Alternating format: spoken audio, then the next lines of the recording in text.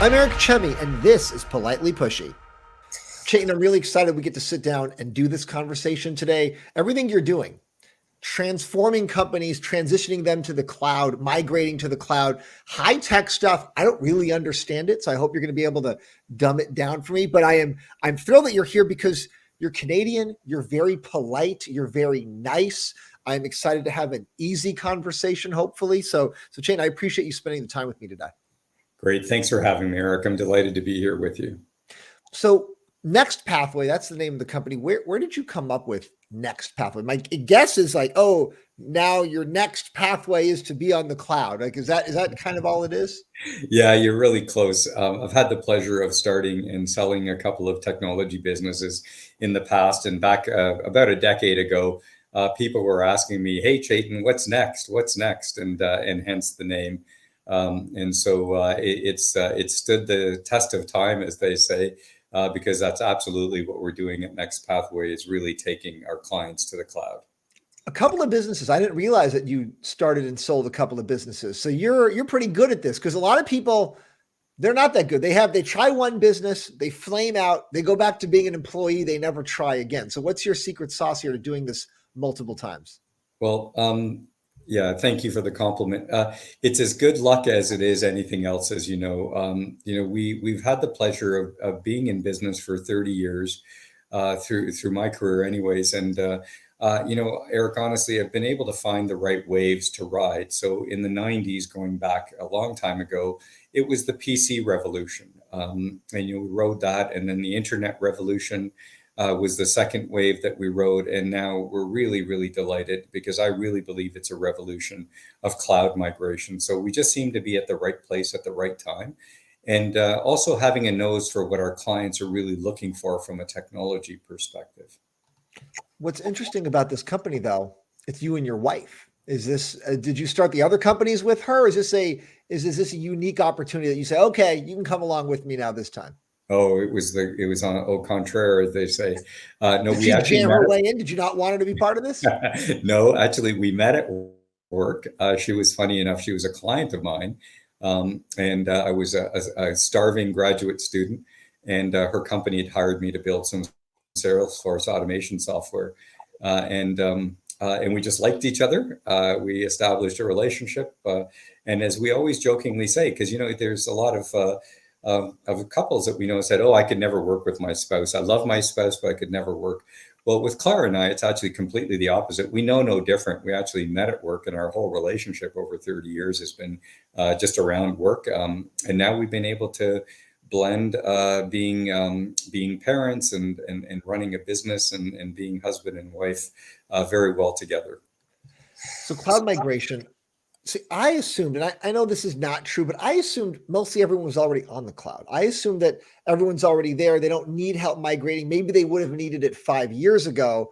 But my guess is the fact that you're in business, my guess then is you're telling me most people aren't on the cloud yet, or they're still trying to get things on the cloud. Where are we in the industry here? Yeah, I think definitely there's, I always say that there's a difference between mind share and market share. So there's certainly a lot of mind share around the cloud, hasn't there been, for the last 4 or 5 years? Um, but from a market share perspective, it's actually surprising, maybe not that surprising, but only about a third of our customers have actually started the journey to migrate to the cloud. So we still have a long road to hoe here. I think a couple of years ago, Eric, there was a big push towards making sure that the cloud was in fact as secure as people need it to be. And I think that quickly got resolved by the major cloud providers, Microsoft, Amazon, Google, and others, putting in billions of dollars to secure their environments. And so that ship has sailed.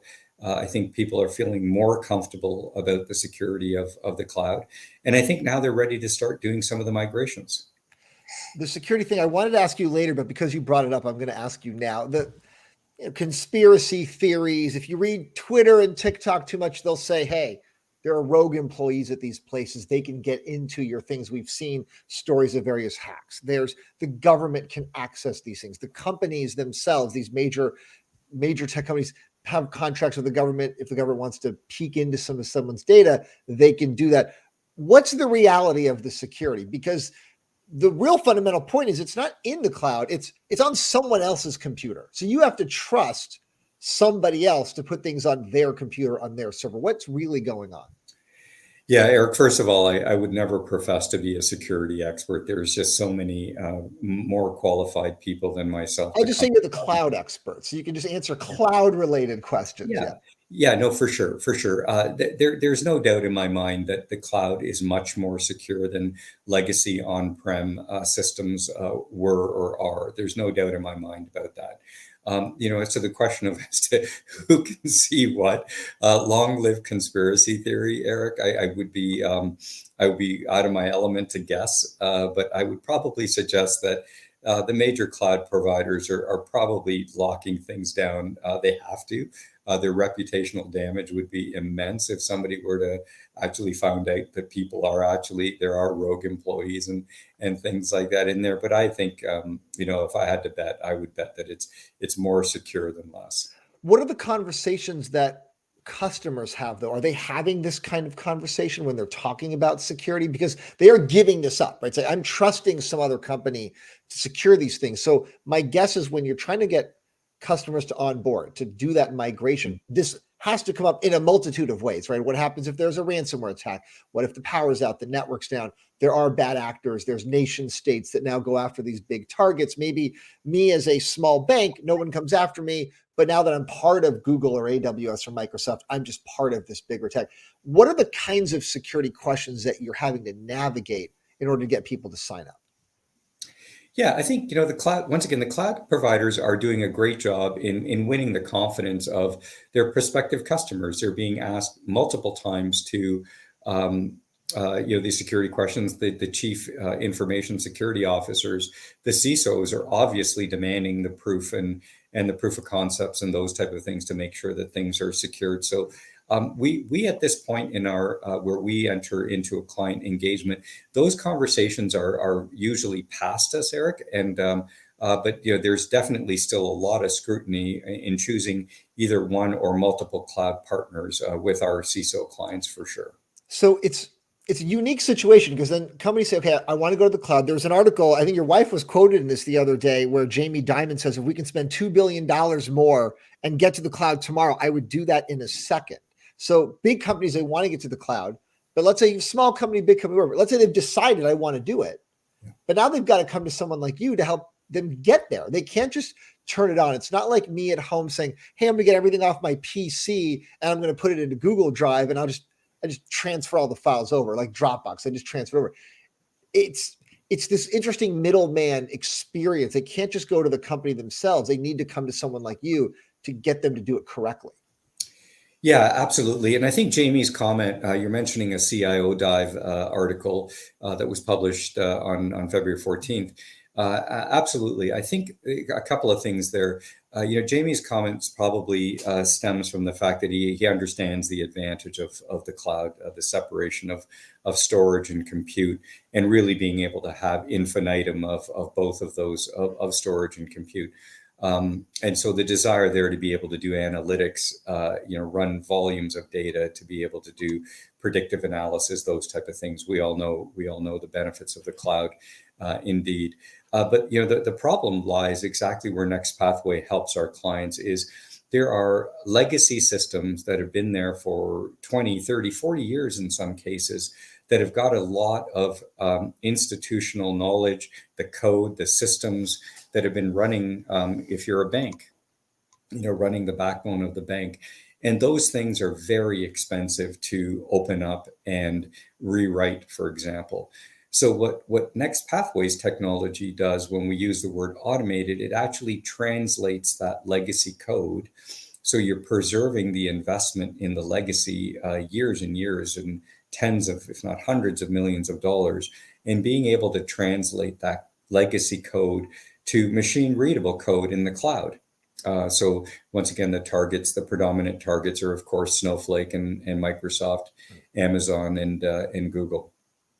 Legacy code. I think about That phrase, it reminds me of, oh, is there Fortran still rolling around? And a lot of these banks have got a really old code that no one knows it anymore. And you can't touch it because it works. And if you mess with it, God help you. God help whatever happens to that balance in your checking account because someone messed with some code that is older than my entire life. You're laughing, but my guess is you're dealing with this on a regular basis. Every day, Eric. And there's no, this isn't a complaint or whatever. It's just a fact of computing. I mean, these systems have been so well written and have served the organization so well that they don't want to change. They never had a need to change them. Well, the time has come now. I think where most of our customers are looking to migrate. So just your commentary, I can just tell you a couple of funny anecdotal stories. Oh, please. I want to hear funny anecdotes. Tell me plenty. Yeah, well, we're working for a client. I'm not going to name the client, but and then this is common again, I'm sure, in industry, where the client's been running a system and they don't actually even have the source code. It's been running on compiled binaries. And the thing is so rock solid, it never breaks, quote unquote, and it's been running very solidly. And we've been asked to come in and help to demystify the code through our crawler technology, uncompile the code, and run our crawler technology through it to tell the customer exactly what's happening in this environment. And so it's been very, very well received because this has kind of been a hidden treasure for many years. And I would tell you that this is more the commonplace in industry right now. And once again, it's not a criticism. It's just a fact of what's evolved in industry. How much of this is the technology or is it sales? Like you mentioned, you've got this crawler technology, but how much when you're going to companies, it's like, come migrate with us, don't migrate with someone else. What makes you better? Is it the tech or is it just, hey, everyone's kind of the same. I hope they like us better. I give a better presentation. Yeah, no, I really think that, I always say, Eric, that a very well-educated customer is a customer that's going to buy from us. And I think, just to toot our own horn, we've built some global leading technology here with our crawler technology, for example, that can in fact go and scan through legacy systems, ETLs, which is extract, transform, and load systems, and be able to stitch together or paint a view, if you will, or a map of exactly what's there. When we demo this technology to our prospective customers, they go, "Oh my God, I didn't realize that such a thing existed. We'd love for you to come in and scan and crawl our technologies." That's amazing. So is that you? Is that your wife? Is that your kids? Who did you get to do this code? Did you hire just amazing people? Because everyone wants to have great tech. It's not that easy to do it. So where is this coming from? Is it just amazing hiring that you've done? Yeah, thank you for that. It's a really important question. We have an incredible team behind us. We've got our research and development team, consists of numerous PhD individuals, master's level computer scientists, et cetera.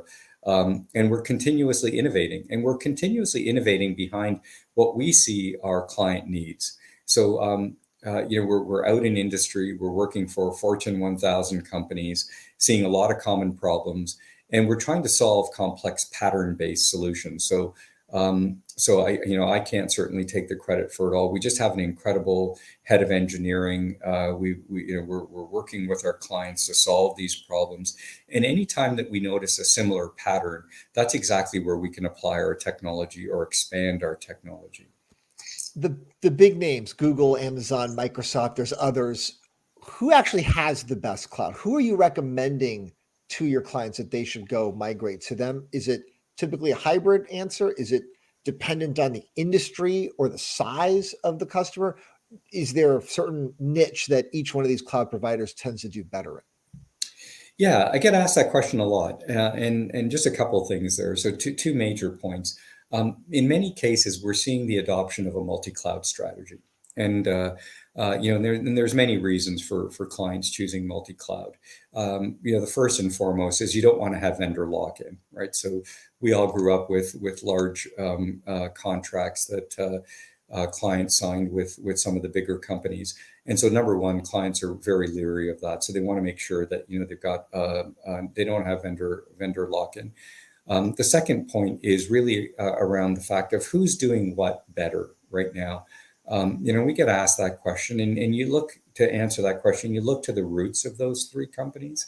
So Microsoft, of course, they grew up in the enterprise, right? They've been in the enterprise for 30 years, and they really understand the enterprise play. And we see, Microsoft and Azure really living very well in risk and regulatory, financial services, those type of scenarios, more steady Eddie type of scenarios.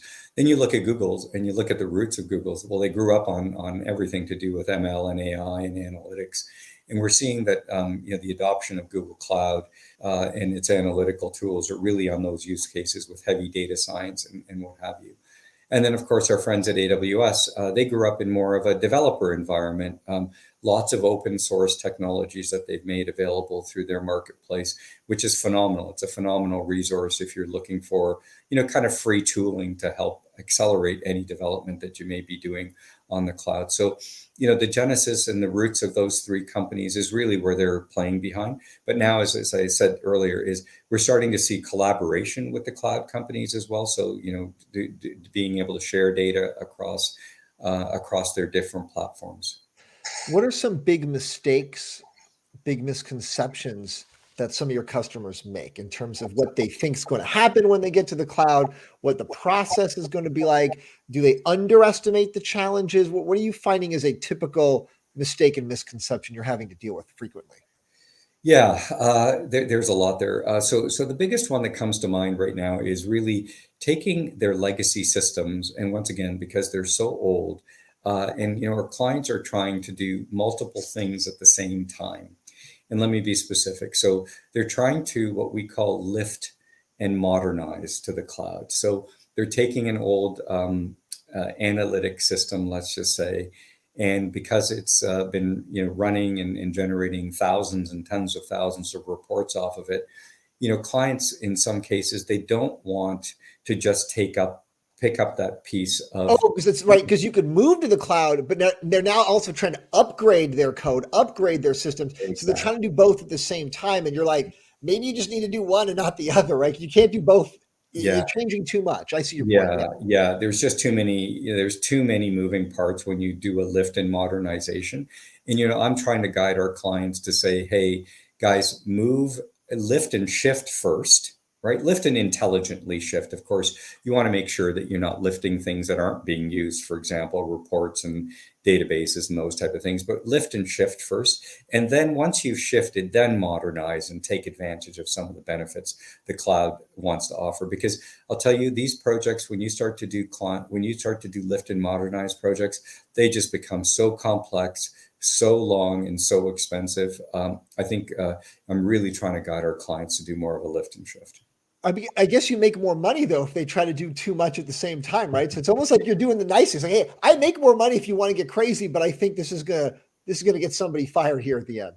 Yeah, the money aside, Eric, we try to do the right thing for the customer, and we hopefully we get invited back multiple times, to help. But the guidance that we're giving, listen, some listen and some don't, right? And the most successful ones that we've seen, and the few hundred migrations that we've done in the last couple of years are the ones that have done a lift and shift, and then they start modernizing once they're on the cloud. I like your subtle, in the few hundred migrations that we've done, right? That's a nice way of sneaking in that you guys have done this a lot. Talk about your structure right now. So Next Pathway, is it you and your wife own the whole thing? You've got VC backing, number of employees. What's the current situation that you guys are in right now? Yeah. Currently, it's privately held between with our family, with my wife and I. Having had the pleasure of selling a couple of businesses, we're very well capitalized, and so we haven't needed to take any outside money. Not to say that there isn't a shortage of folks that are knocking on our door, inquiring as to whether we need capital right now. But at this point in time, we're very well capitalized, and we've got a wonderful roadmap ahead for the next 12 to 24 months. What's the philosophy behind when you start a company and then when you sell it? You've done this a few times. You see some founders, they never let go. You see others that have started and sold 10 companies, right? So where is it where you get to the point where you say, you know what, I'm done with this. I know I founded it. but I just don't want to do this anymore. I want this to be someone else's problem. I want to take the money. I want to get out of there. What is the tipping point in that conversation? Yeah, it seems like you're a fly on the wall every Friday evening, Eric. No, all jokes aside, it's lovely when you can find a wave, as I said earlier. And I always say, find the wave, ride the wave, and know when to get off the wave. And we're still early days. We're getting a lot of inquiries, of course, on whether we'd be interested in selling. But because we are a deep engineering shop, Eric, we really believe that this company would be well served in the hands of an engineering mindset company. We're not looking to sell right now. It's going to be more opportunistic, shall I say? Whether the right partner comes along. And really sees a vision of where we can take this, for the next, we can debate as to how long the cloud migration journey is going to be, whether it's 5, 6, 10 years or so. But I still believe we're early days and there's a lot of runway here. How much of the code do you understand yourself when you see what your engineers are doing and like, hey, here's what we're doing. Here's our crawler. Here's how we can backdoor something that's compiled that has no binary. Do you look at the code yourself? Do you understand it? Or you're just trusting like, all right, sounds good. Yeah. Well, it's funny. The team comes to me. I'm old enough. I actually grew up writing COBOL and legacy code like that. So when it comes to that, sadly, it's like reading music. You never forget. So I can still read the code, the legacy code, and they'll come to me just jokingly and say, hey, can you read this COBOL copybook for me, for example? But the modern code that's evolved over the last 10, 15 years, that I'll leave to my younger and much smarter engineers. Yeah, you probably don't want to be messing around with that. On your website, a lot of fascinating customers, right? There's Anheuser-Busch, Walgreens, Chubb, American Century Investments. These are household names. They sponsor every golf tournament there is on Sundays, right? So these are names everybody knows. And there's so many more big logos on the site that companies that you've worked with. What like I just sort of want to hear some stories. Like what is the beer company doing differently than the insurance company? Or is it all kind of the same? Is it all just we have analytics, we've got data, we've got systems, we got a lift, we got a shift? Is it pretty similar with these big companies that have been around for decades that have old code, or is there a lot of uniqueness in each of these stories? There's a common thread for sure, which is legacy data and analytics systems are the ones that are being migrated first. And, I read a statistic the other day that said approximately 50% of the systems that are going to be migrated will be in the data and analytics space. So definitely the common thread around what we're working on right now across the different verticals that you mentioned, Eric, whether it's retail, healthcare, financial services, they're the data and the analytic systems that the clients are wanting to move over right away. And for obvious reasons, to take advantage of the compute power of the client. In that same article, the CIO Dive, the one where Jamie Dimon was quoted, the one that your wife was quoted in, they reference that a lot of these companies, they don't have enough talent, right? Most organizations not confident in their ability to leverage these technologies, do not have the skill sets internally to quickly upgrade capabilities. Actually, that was your wife's quote. But I remember that a lot of the story of the article is companies, they want to catch up. They just literally don't have the people to do it. There's not enough people, or they're trained in that code from 10 years ago, but not modern code. Is that the number one challenge right now for companies, that even if they want to get there, they can't? It's just too expensive, or it's impossible, even if they had all the money in the world. Yeah, it's nothing's impossible, but you're absolutely right. Let me address your question around talent. It's a completely different metaphor, of course. They're different systems. So you're going from mainframe to modern cloud technologies. Everything is different. And so retraining is a very big part of our customers' use cases that they've got internally. They've got to retrain their staff. We're all fighting for talent globally, aren't we?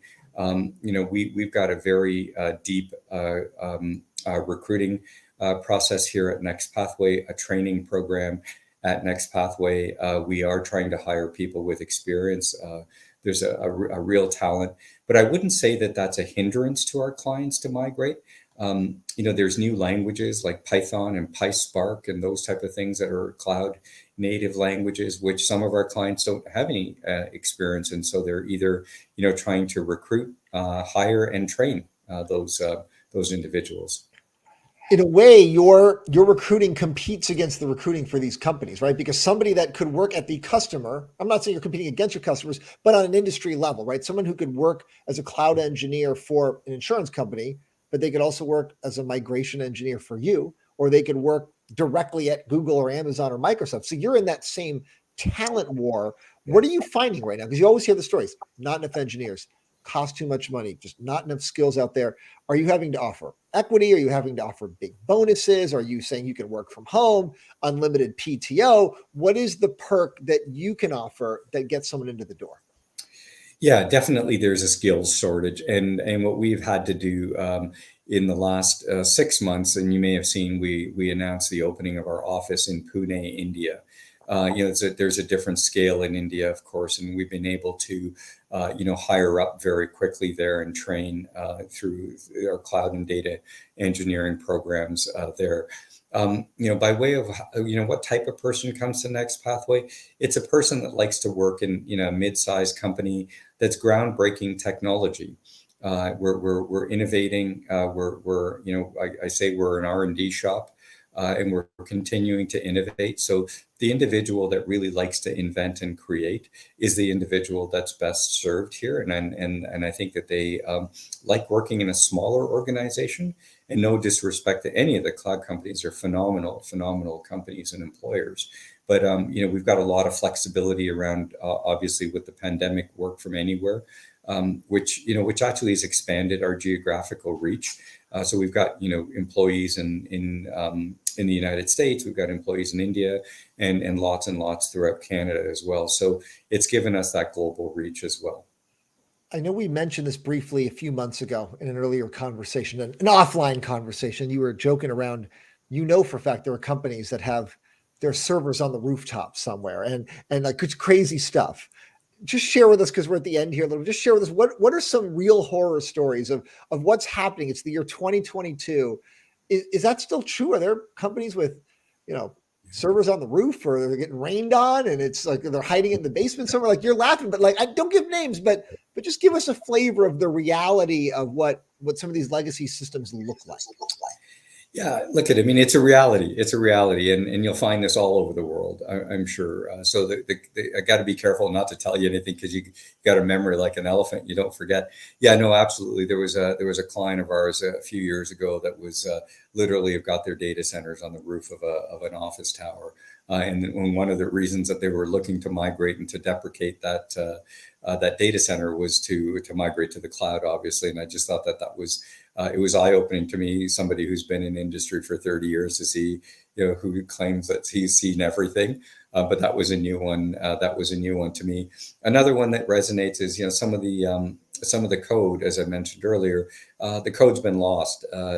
People have retired, people have gone, and so to be able to go and make sense of that code is something that we're doing every single day. Yeah, those are the code being lost is a good one, because you wonder at some point. There was somebody working there that had the code. There was some date, let's say it was a Friday, that code was there. And then on a Monday, that code was not there. And you wonder, like, what was that final day? Well, we had the code that day, but the next day we did not have the code, because it exists. We just don't know what day that was. We don't know what happened overnight, but that was the day that it was gone. Yeah, I bet you if they dug far enough and deep enough, they just probably don't know where to look, to be quite honest with you. But I'm sure the code's residing somewhere in the enterprise. But at some point, yeah, it's almost like too expensive to find. It's like, we're just going to call Chetan. He's going to get us on the cloud, and we'll just start over again. But you're right. There's risk in, if they have to rewrite the code, you don't know what bugs you're going to introduce. You don't know what issues you'll add, and rock solid code that can't migrate. You might end up being worse. And maybe there are companies who say it's too risky for us to move. And maybe someone else will be the CTO or the CIO or the CEO. I'll retire and someone else will take this problem on, but I don't want to be getting in trouble being the person that tries and fails this migration. Yep, you're absolutely right. And there's an important point there. I just want to underscore it, is when you do a rewrite manually, you have to inherently, back to the talent conversation, you will have to find somebody that understands legacy code, and then one understands how to rewrite it to be cloud native. Right. Good luck. Good luck. You can't even find someone that understands either of these. Now you need someone that understands both of these. That's even more challenging. Exactly. And then of course humans are prone to error, right? And that's why we really believe in our shift engine, the compiler, the machine. It's programmed, it's rules based, it's 100% accurate in its translations that it knows how to do. So you're absolutely right. There is some reluctance to go and say, gosh, I'm not going to go and open up that can of worms. It's running fine right now. Let me address the low hanging fruit. So yeah, no, we do see that a lot, Eric. Shane, this has been fantastic. I appreciate the time. Thank you for joining me. We can go on, but we're at 30 minutes. We don't need to get too crazy. I appreciate the stories, the conversations. Good luck. You're running a great business, and I'll talk to you soon. Great. Thanks, Eric. Thanks for having me. Thanks a lot.